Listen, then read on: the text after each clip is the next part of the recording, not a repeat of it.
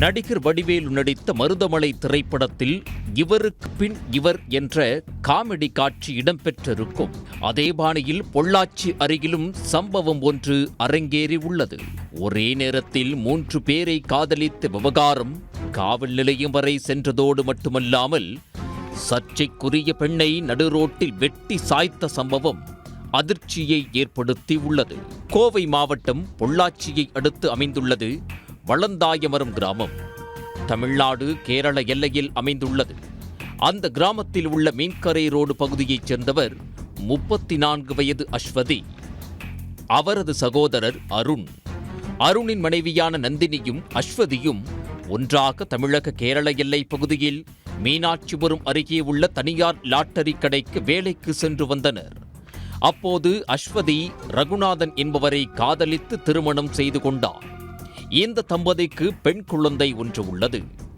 ரகுநாதன் மற்றும் அஸ்வதி ஆகியோருக்கிடையே அடிக்கடி தகராறு ஏற்பட்டு வந்த காரணத்தினால் ரகுநாதனின் நண்பரான கோவை தென்னம்பாளையம் பகுதியில் வசித்து வரும் பொறியாளர் முரளி என்பவர் அடிக்கடி கணவன் மனைவி இடையே சமரச பேச்சுவார்த்தை நடத்தி வந்துள்ளார். அப்போது முரளிக்கும் அஸ்வதிக்கும் இடையே பழக்கம் ஏற்பட்டதை அறிந்த ரகுநாதன் வளந்தாயமரம் பகுதியில் அஸ்வதியையும் அவரது மகளையும் குடிவைத்துள்ளார். அப்போது லாட்டரி கடைக்கு வேலைக்கு சென்று கொண்டிருந்த அஸ்வதி கோட்டூர் மலையாண்டிப்பட்டினத்தைச் சேர்ந்த முத்துக்குமார் என்பவருடன் பழகியதாக தெரிகிறது. ஒரே சமயத்தில் முத்துக்குமார் மற்றும் முரளி ஆகியோருடன் தொடர்பில் இருந்ததாகவும் கூறப்படுகிறது. முக்கோண காதல் விவகாரத்தால் மீண்டும் குடும்பத்தில் பிரச்சனை ஏற்பட்டது. அது குறித்து கடந்த பிப்ரவரி 9ஆம் தேதி வால்பாறை அனைத்து மகளிர் காவல் நிலையத்தில் அஸ்வதியின் கணவர் ரகுநாதன் புகார் அளித்தார். புகாரின் அடிப்படையில் வால்பாறை அனைத்து மகளிர் காவல் நிலைய அதிகாரிகள் அஸ்வதி மற்றும் அவரது காதலர்கள் முரளி, முத்துக்குமார் ஆகியோரை அழைத்து விசாரணை நடத்தி எச்சரித்து அனுப்பினர். இந்நிலையில் நேற்று காலை ஹெல்மெட் அணிந்து 2 சக்கர வாகனத்தில் வந்த முரளி வளந்தாயமரம் அருகே சென்று கொண்டிருந்த அஸ்வதியிடம் தகராறில் ஈடுபட்டதாக தெரிகிறது.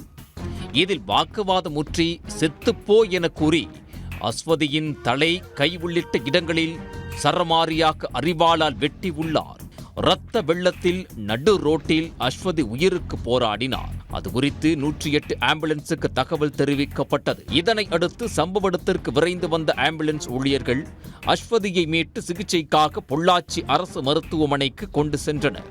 அங்கு முதலுதவி சிகிச்சை அளிக்கப்பட்டு மேல் சிகிச்சைக்காக கோவை அரசு மருத்துவமனையில் அனுமதிக்கப்பட்டுள்ளார். அங்கு அவருக்கு தீவிர சிகிச்சை அளிக்கப்பட்டு வருகிறது. அது குறித்து வழக்கு பதிவு செய்துள்ள ஆனைமலை காவல் நிலைய போலீசார் முரளியை கைது செய்து விசாரணை மேற்கொண்டு வருகின்றனர். கணவர் தவிர மேலும் 2 பேருடன் என முக்கோண காதல் விவகாரத்தில் பெண்ணை நடு ரோட்டில் வெட்டி சாய்த்த சம்பவம் பொள்ளாச்சி பகுதியில் பரபரப்பை ஏற்படுத்தியது.